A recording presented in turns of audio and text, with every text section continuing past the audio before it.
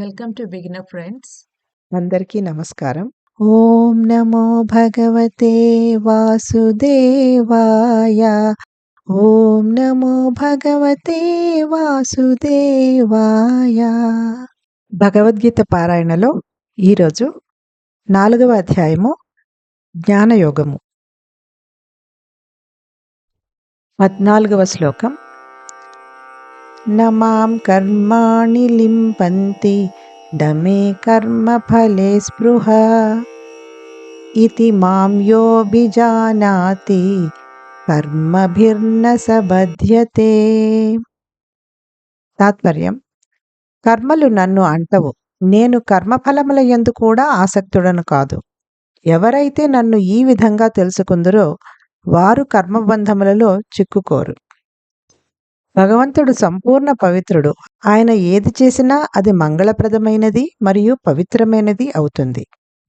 అపవిత్రమైన వ్యక్తులు లేదా వస్తువుల సంపర్కం వలన కూడా పరిశుద్ధమైన వ్యక్తిత్వములు దోషములచే ఎప్పుడూ కళంకితులు కారు. ఉదాహరణకు సూర్యుడు, అగ్ని, గంగా నది వంటివి. చేసే పనుల వలన వచ్చే ఫలములను తన భోగం కోసం చేస్తే ఆ కర్మలు వ్యక్తిని కర్మబంధములలో పెనవేస్తాయి. కానీ భగవంతుని చర్యలు స్వార్థ ప్రయోజనం కోసం చేసినవి కావు.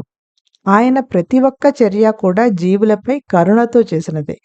కాబట్టి ఆయనే ఈ జగత్తునంతా ప్రత్యక్షంగానో పరోక్షంగానో అజమాయిషీ చేస్తూ మరియు ఈ వ్యవహారంలో ఎన్నో పనులు చేసినా ఆయనకి కర్మ ప్రతిచర్యలు అంటవు.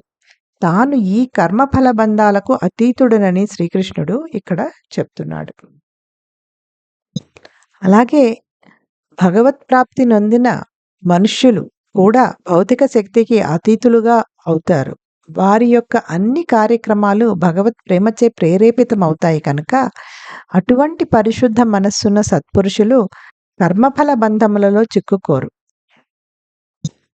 Meaning of the shloka is: activities do not taint me, nor do I desire the fruits of action. One who knows me in this way is never bound by the karmic reactions of work. God is all pure, and whatever he does also becomes pure and auspicious. Pure personalities are never tainted by the defects, even when in contact with impure situations and entities like the sun, the fire, and the Ganges. Activities bind one in karmic reactions when they are performed with the mentality of enjoying the results. However, God's actions are not motivated by selfishness. His every act is driven by compassion for the souls. Therefore, although he administers the world directly or indirectly and engages in all kinds of activities in the process, he is never tainted by any reactions.